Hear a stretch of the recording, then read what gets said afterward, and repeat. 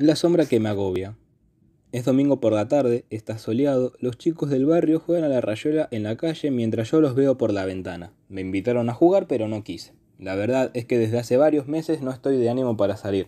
Prefiero quedarme en casa y cuidar a mamá, que está decaída y sin la alegría que la caracterizaba.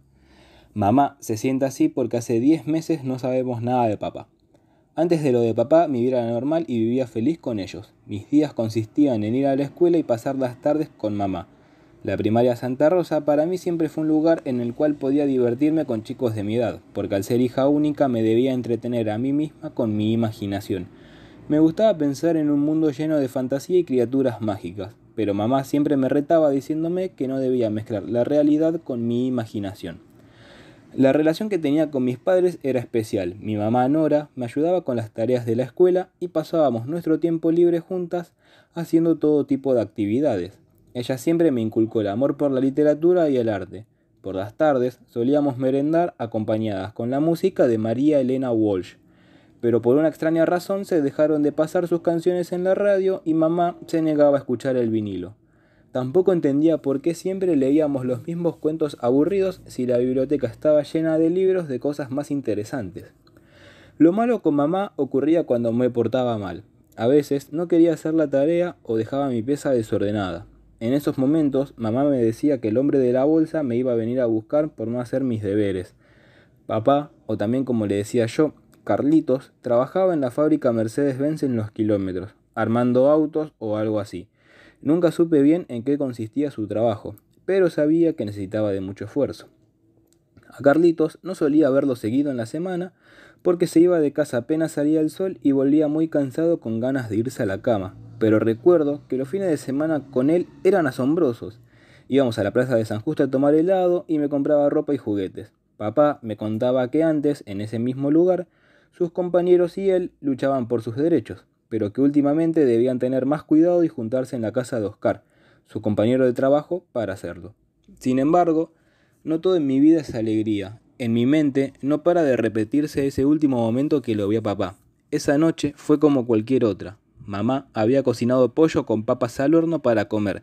Y en la cena tuvimos la charla de todos los días. Papá habló del trabajo, mamá de las pinturas que había hecho en la mañana y yo de la prueba que había tenido. Después, con la panza llena, me despedí de ambos y me fui a dormir. Mientras me lavaba los dientes en el baño, escuchaba las risas de mis papás que venían de la cocina. Al momento en el que me acosté en la cama me quedé dormida, pero en la madrugada unos fuertes ruidos que venían del comedor me despertaron. Ruidos estruendosos, ruidos que me daban miedo. Por eso me levanté y tomé coraje para ir a averiguar qué estaba pasando en el comedor. Allí estaban las luces apagadas. No alcanzaba a ver mucho, pero sí escuchaba cómo mi papá estaba discutiendo con un hombre al que no se le veía la cara. Solo podía distinguir su sombra. Era alto y grande, y sentía cómo mi papá le temía. En un momento alcancé a escuchar a papá decir: «¡Suéltenme! ¡Se están llevando a la persona equivocada! ¡Yo no tengo nada que ver!», como si estuviera desesperado. Mamá estaba ahí, pero no decía nada. Incluso tenía más miedo que papá.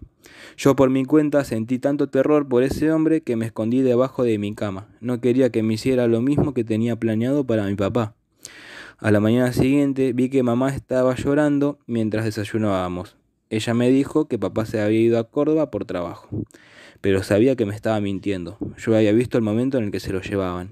Estaba segura de que el hombre que se lo llevaba a mi papá la noche anterior era el hombre de la bolsa, que en realidad había venido a buscarme a mí porque me había estado portando mal los últimos días. Y como no me encontró, se llevó a Carlitos, como castigo.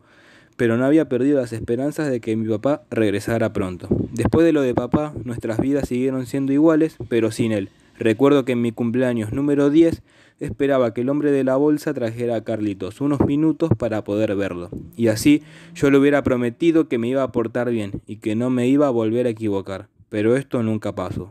Papá no vino a festejar conmigo. Luego de varios meses sin saber nada de papá, me di cuenta que por mi culpa él nunca iba a regresar. Que por no hacerle caso a mamá, él estaba cumpliendo mi castigo. Y que yo no podía hacer nada para traerlo a casa de vuelta. Carlitos nunca regresó y yo nunca pude pedirle perdón.